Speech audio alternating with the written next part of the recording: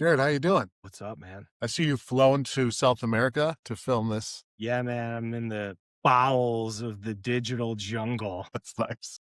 Had to find where my Very good. OpenClaws lost all my keys and creds, right? So That's where you they've find led them. me, I'm somewhere in South America. I don't know where. Nice. So Dan Miner is not joining us. He's decided at the last minute that slides were more important than hosting the podcast, which I can't wait to have this video to hear him listen to me raging out about it. About the So it's board. just going to be us. I thought he was a master of AI already and had that whipped up in the background or something. I can't wait for him to hear you ask that question. So Dan. anyway, it'll just be us. And welcome to podcast number 3 from Radial Ventures. I'm here with Will Zacher and Garrett Smith. The rest of the team decided that they were going to take the week off for winter break, spend time with their families who miss them dearly from all the crazy amount of work that we put in here at Radial. Will's the CEO of MakeOff. And Will, why don't you introduce yourself, talk a little bit about what MakeOff does, and then we'll get into the AI side of things. Yeah, sure. So MakeOff is an AI electrical estimating risk platform. So we effectively allow commercial contractors to protect themselves in their bidding process by reading all the notes, coordinating all of the documents together to make sure that they don't miss anything. We did $17 million worth of work bid through our platform last month, and that's all basically autonomous AI decision making. So basically giving a budget to the AI and allowing it to make decisions on behalf of the contractors. So yeah, that's what we've got going on. We got started with MakeOff officially in March of 2025. The reality is, like all things, it started a lot sooner than that. And so we're really like a year and a half and maybe a little bit more into sort of the premise of bringing AI tooling to commercial electrical and commercial construction in general. And as we've been speaking to VCs, it's been interesting to hear over and over again that there are no clear winners in the space yet, which is, an interesting, has anything been around long enough yet for there to be a clear winner? I don't know, but there's no clear winner in the construction space yet. As you've been meeting with customers from the very beginning, when we just had sort of a proof of concept prototype, moving through to now, like, what does that transition look like in what people expect, what they're looking for, and the needs that they're bringing to the table and expectations? Yeah, for sure. I think there's been a lot of shift from enthusiasm to skepticism to some extent, like more cautious. People are more cautious around AI outputs now. They've been a little bit more conditioned to expect maybe they've heard the term hallucination. They've had AI sort of spit things out that they don't quite trust. And so we've gone from, oh, you guys are doing anything in AI in my space. We'll take a meeting to, hey, we need to see this thing actually, put these things out. What's the accuracy rate?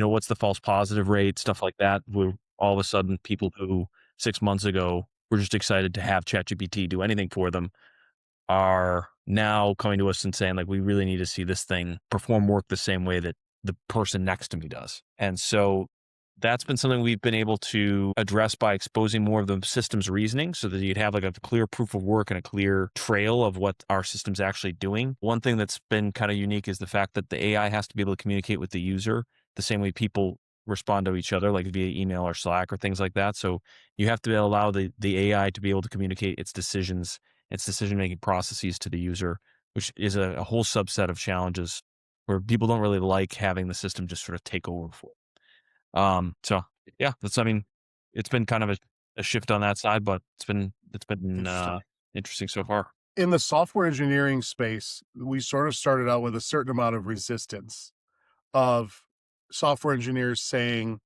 hey, I'm going to code mostly by hand, and I'm going to use a little AI. We're at the point now where I think overwhelmingly folks have converted, and there's very little ground for someone to say, hey, I'm not going to use this.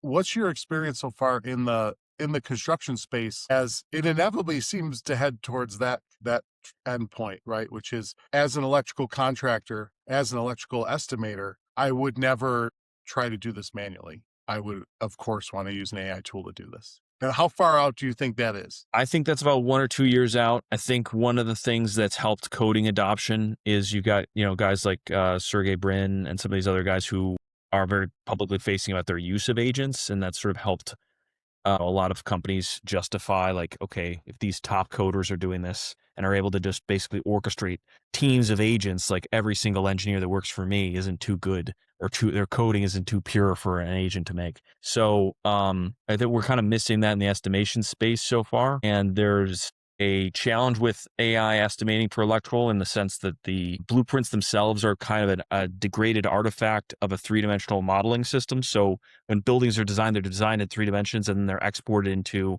a low-res bad artifact, and AI sort of struggles with it. Probably the same way kind of we struggle with maybe reading someone else's handwriting, which is the sense that like it's not their system expects something that's fully has all of its information intact, and we're giving it something that looks like it should, but has gone through several revisions. People write and draw over top of them, and so now all of a sudden you've got something that is kind of a weird mutated data artifact. It's going to take a little bit of time, and maybe how these guys actually do the estimates themselves might have to change, in the sense where, as opposed to doing every part of it themselves, they might have to be more comfortable sort of orchestrating and doing a lot of different bids concurrently, as opposed to just getting into one project at a time, like we see right now. Well, interesting perspective, and a lot of that in the computer science, software engineering space as well, where I can work on multiple things now much more easily. Right. Nice. All right, why don't you give us a little intro and tell us about Pitch and Pivot, and Yeah, totally. we'll go from there. So Pitch and Pivot, it's a marketing consultancy, but over the last 7 years, I've really been focused in on, taking the first decade of learning and all of those kind of engagements and productizing services and building micro SaaS tools for people to help them with their go-to-market. Over the last year, I've kind of been on a professional AI sabbatical. I had a what I would call an enlightenment about 2 years ago, where I was in a bit of a labor dispute, let's call it, with a writer who was working on a big account, and left the project abruptly, and slotting someone in was going to be difficult. And so I started to really take AI seriously, training a model very quickly to be able to write in a similar style. And I learned, wow, you can do a lot with this. I should probably pay closer attention and up my skills. And so part of that sabbatical has just been launching tools to help automate and make the organizations that I, either own or I'm a part owner in, just kind of become more AI native. And so this has stretched anything from workflow management systems on the marketing side to, new phone systems for the snow company, to a really cool kind of self-service quotation tool for a concrete company that my partners and I are going to be launching this year. And so it's really, I think, I've just been fascinated. It reminds me of the early days of the internet when I first got started and graduated from college. There's just a tremendous fervor going on, and the tools that are being produced and the things that you can do are just really insane. Like I've been around a lot of really cool technology in my career, but the things that I see today and how fast and how quick they get produced is it's insane.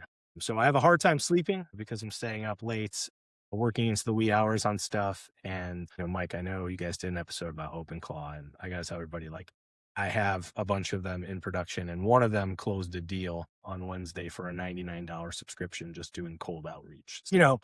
Sales is something near and dear to me. I think anybody who knows me probably says, "Oh, Garrett, he's a pretty good sales guy. He's got a knack for that stuff." To see, just a server do that for me was really incredible. And I woke up thinking, how did this person find us? And then, the OpenClaw in question's name is Meathead, and I was like, "Did you contact this?" He's like, "Oh yeah, they bought. That's fantastic." So it's kind of weird, right? It's very different, but it's a very exciting time. And I think if you like to orchestrate, these agents are getting to the point where you can just kind of talk to them like they're a human, and move them in the right direction. And if you're brave enough, you can let them work pretty autonomously. And sometimes they do great stuff. Or, as I told you before, lose your keys, and now you're in the middle of South America trying to find them. Right. Yeah. You're very much someone in that indie hacker space, almost a one-man venture studio yourself over the years, just knocking out project after project and trying things. And I feel like we don't have as many of those folks around town, right? And when we do have them, they're kind of hard to find because they're not around in the same way that other folks are. So, but you tend to be present and It's accessible, which is fun to really see good. what Right. people are working on too, Yeah. right? Like, and I look at what, like, even what Will's doing and you guys with MakeOff, like it's very similar to the trades businesses that I'm involved in. And so, to kind of hear the commentary and the pushback, it's like, oh yeah, like these people work for me. And I'm saying like, hey, check out this quotation tool that can do this as good as you, if not better. And then they don't want to use it. It can be very frustrating. So I can imagine as an outside vendor trying to drive that in, how difficult that is when someone who's like, hey, we should be doing this as a competitive advantage because no one else is Yeah. getting pushback. The shift to OpenClaw, we definitely, we did the one episode on it, which was really well received. We had a lot of follow up in the episode after that. I could tell you that, we've continued to use it at Radial. We've been adding more and more capabilities to it. And we got to the point where my team decided that they were going to red team the thing and try and convince it to give them information about me. And they didn't get to do that, but they did manage to convince it to switch out its model URL to route to one of their machines, which made for a different and even more exciting adventure when it suddenly started talking really slow. And it Yeah, was we like need it, that. you know, We need an HR skill for that, I think. yeah, Yeah, it's like, it what? was a good time. So we'll continue to lightly beat it up and see where. And of course, after that, it says, oh, that was not good of me. That was a mistake. I shouldn't have done that, right? And It the will guy who did it eventually says, recognize the error. But right, yeah, it's like, after it's too late, right? And yeah. the guy who did it said, hey, are we still friends? And I said, Yeah. yeah. And yeah, but don't make me not trust you. Like, I feel like it's too late. Yeah. We're gone. Yeah, you'd be So like as fired. we, you're a year into using AI tools, and you've probably been building a lot of agents and Mhm. getting into that, and then OpenClaw comes out, Mhm. right? And for me, that was a huge shift. Like how was the impact for you as somebody who is working across several sort of markets and industries and things? Like, how did you see that impact, and how did that Yeah, affect you? I think a lot of what I was doing was, a lot of people would consider advanced, but from an engineering level, it was a lot of just, basic cron jobs and CRUD interfaces and, little automations to move data so people didn't have to do that. And then, use AI to, crawl, fetch, parse, analyze and kind of spit stuff out. When I saw OpenClaw, it reminded me of this project called Asterisk, which was an open source PBX. That and a couple of other products really revolutionized telecom. And I remember working at a company called VoIP Supply, and there were just companies popping up every day, brand new, calling in to buy equipment and phone systems and all kinds of stuff. And so when I saw OpenClaw, I was just like, wow, like the genie's out of the bottle. I was able to get it spun up within an hour and a half of hearing about it in December. And it was like, oh, wow, if I can get this done, this thing is going to take off pretty soon. And I think you're already starting to see that with what people have built on top of it very, very quickly. When you look at technology adoption, how do you get it in the hands of everybody? You make it free. And so I think when you look at OpenClaw, the play here is, and that's why I think OpenAI bought it, is this is just an easy way to get it to everybody. Right. And any innovation that happens on this that, Anthropic or OpenAI or any of the big boys they'll just pull that into the fold, right? Because that's what I've seen with previous open source projects. So you want to get everybody excited, you want to get everybody using it, you want to start, getting everybody addicted to tokens and max plans and stuff like that, and getting rid of people and hopping on the AI train. Give them a free platform to burn tokens and do crazy stuff on the internet, and people will show up and certainly they have. That comparison to Asterisk that's a great comparison to it being, Asterisk for VoIP and OpenClaw for AI. It makes a ton of sense. I love that. If you look out 3 months, 6 months, 12 months, which is really hard now because we've entered this era of the capability curve being super exponential, and it's just straight up. And so it's getting really, really hard to predict how much more capable the next model is going to be and what the impact is. I think the one thing that is for sure, though, is that more people are using AI in their daily workflows, whether that's with something like Cowork, right? Or just using Gemini.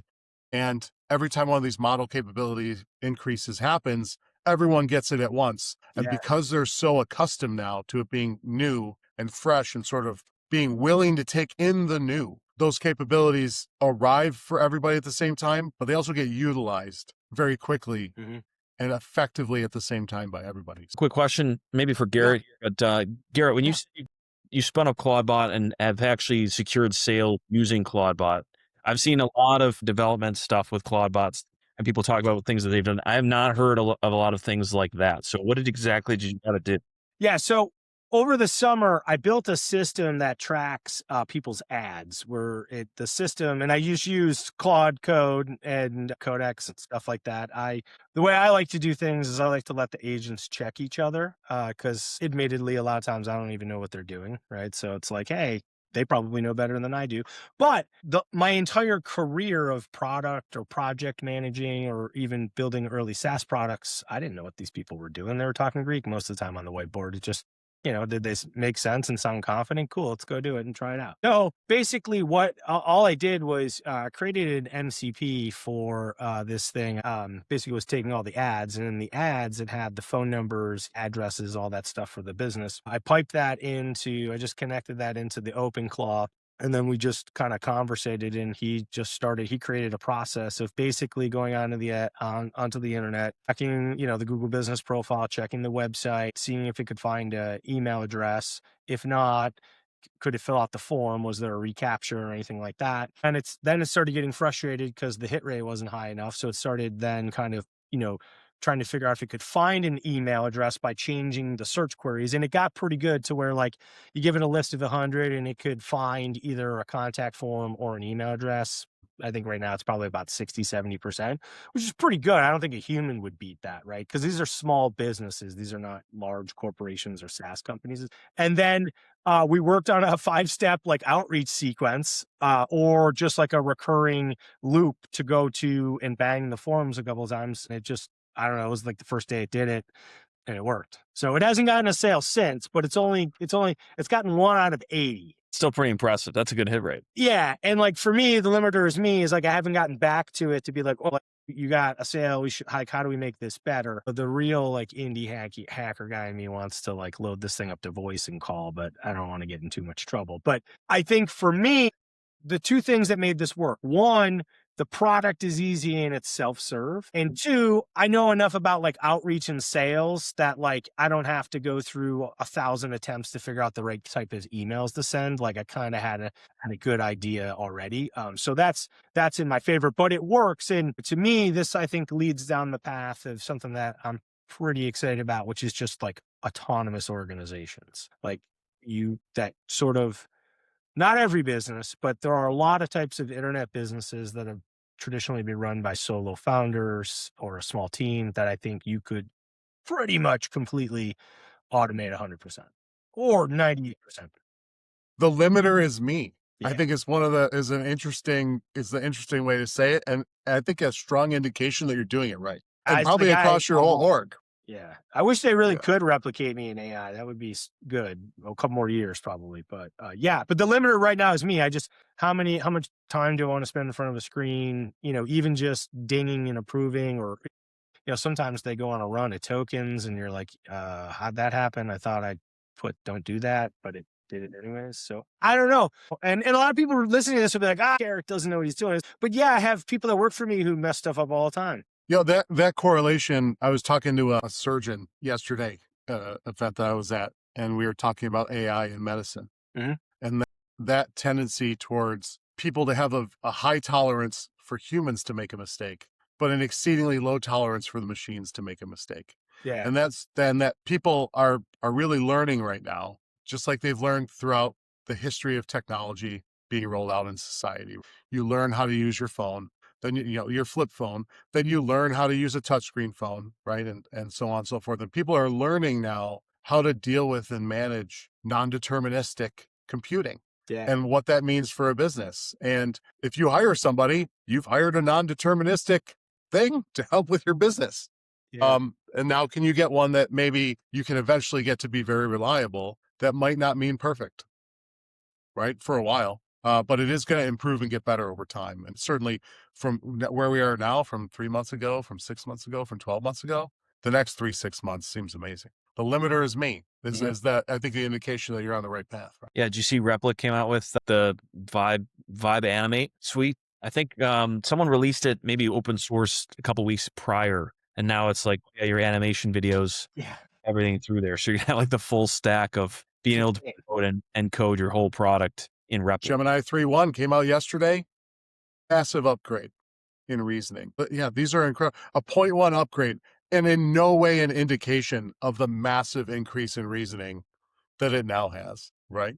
Yeah, the leap. The amazing capability increases.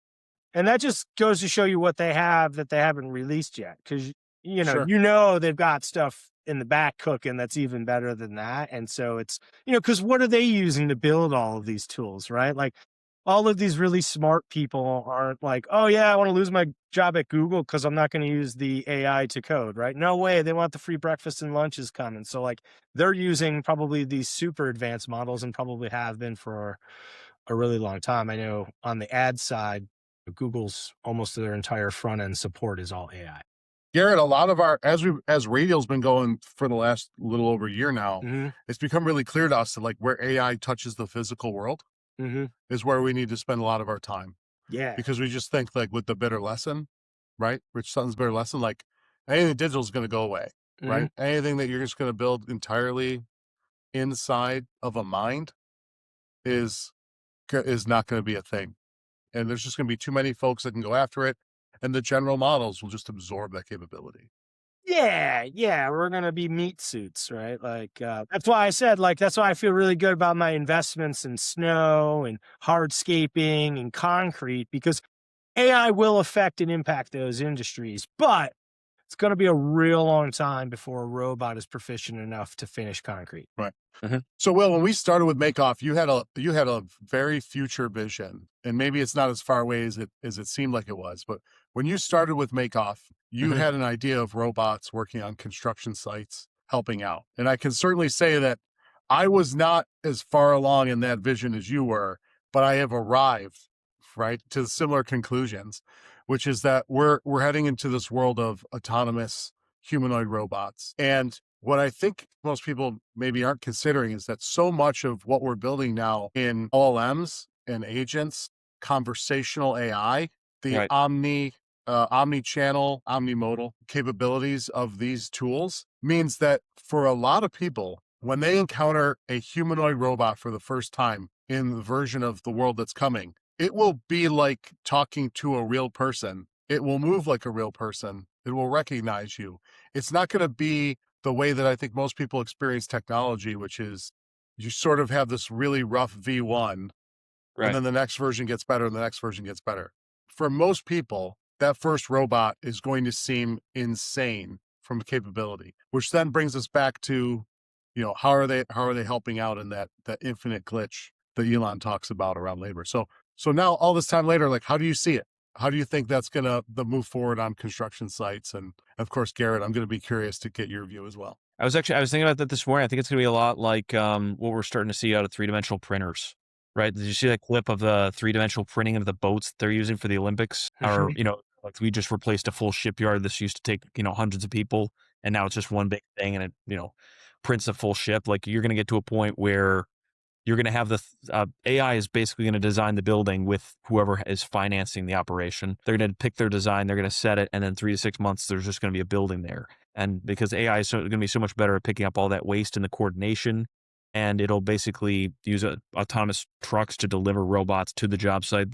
Those robots will, coordinate with the shipments, build everything, get off site. You won't have all the safety regulation stuff. You won't have as much insurance. You won't have to deal with union labor or anything like that. You won't have trade coordination stuff where people are overlapping. The plumber and the electrician arrive in the job site at the same time. And now, they have to wait or cut around each other or that kind of thing, right? That'll all be gone. In the interim, with like the labor shortage, I think they're going to get to a point where we're going to have augmented reality that we're going to have to give to apprentices to compress the apprenticeship times because there's such a demand for electricians. They need to shorten the learning curve. And so I think before that, you're going to have AI in the background as like the administrative staff of an organization. And then the actual people doing the work before the robots are actually capable of pulling wire and doing all that stuff. You're going to have them wearing augmented reality glasses and kind of trying to bridge that skills gap of, hey, this person's been an apprentice for 3 months. We need them to do work at the rate of someone who's been, a journeyman electrician for several years. And so that'll probably be the interim step that we start to see, where it's like a hybrid in between that end state and where we are today. Garrett, in the area that you spend your time, where do you see those robotics having an impact for you? Yeah, I guess the story that I could tell everybody is in 2014, my brothers and I started a snow removal company. And I remember going to a trade show at the Snow and Ice Symposium. And there was a company there selling a robot snowblower.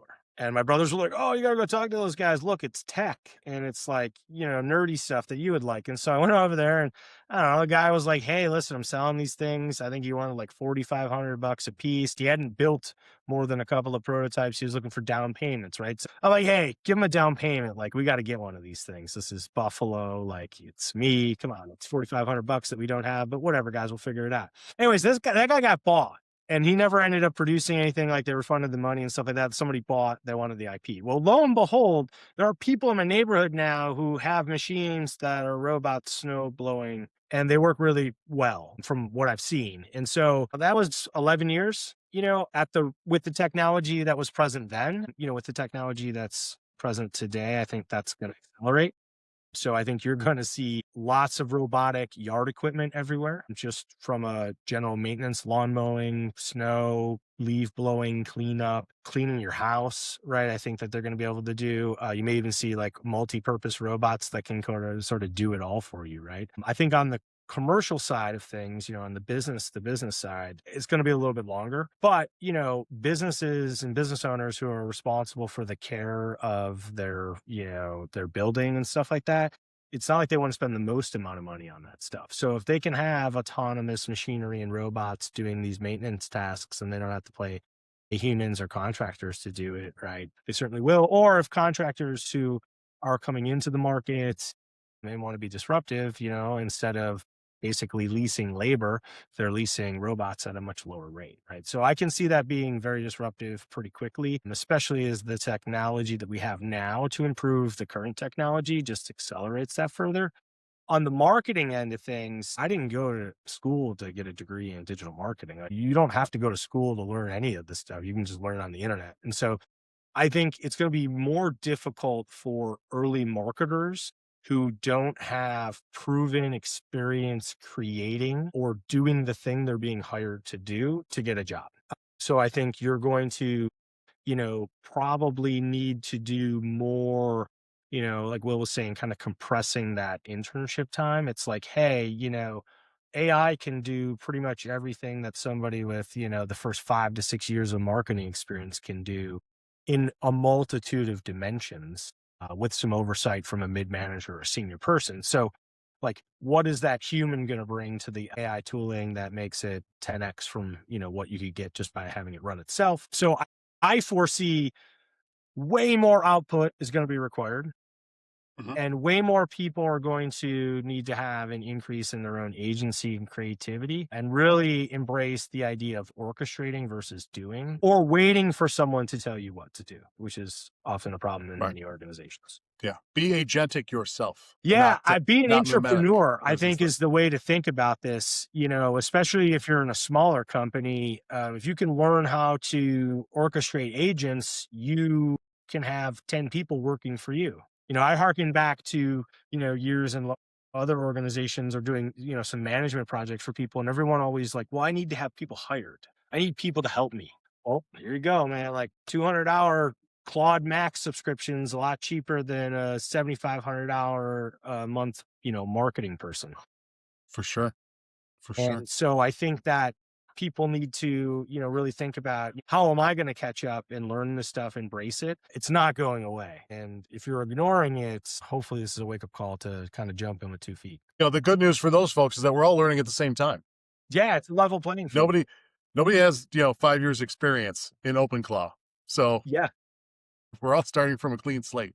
Yeah. Also, too, most people don't care too if you don't have a background in this stuff. They just want to know what you did, how you did it, and if it makes sense. They're just like, yeah, this guy knows or this gal knows what she's doing. Like, they're not like, oh, you're an accountant. How did you know how to make the OpenClaw do that? They're like, whoa, you did that? You did show me how to do it? Like, will you please? Like, that's the most insane thing I've ever seen. Yeah. Yeah. All right. Well, let's wrap it up. Garrett, where should people go if they want to talk to you? On X, I'm at Garrett Smith. On LinkedIn, I think it's just / Garrett Smith. You can email me, Garrett@pitchpivot.com. Those are probably the best ways to find me right now if you need to track me down. Awesome. And Will, if people Yeah. want to know more about MakeOff. Well, you can visit MakeOff.com, or my LinkedIn is just Will Zacher on LinkedIn. So pretty easy to find. Awesome, guys. Well, thanks a lot for taking the time to sit down with me. I hope that Nick, Dan, and Jonathan are just raging with envy that they weren't able to participate in this conversation. And I hope other folks enjoy it. I'm being told all the time now to say, hit that subscribe button. So if you like and subscribe, this is a real man, podcast. yeah. So hit subscribe if you're listening, you like it. And we do want to hear what you have to say. So reach out to us, leave comments. And we do want to know what people want to hear about and talk about, because we're here for the Western New York, Buffalo community, trying to increase corporate connectivity, build startups, and grow what we're doing here in the area. So we'd love to hear from you. Thanks a lot, everybody. Yeah.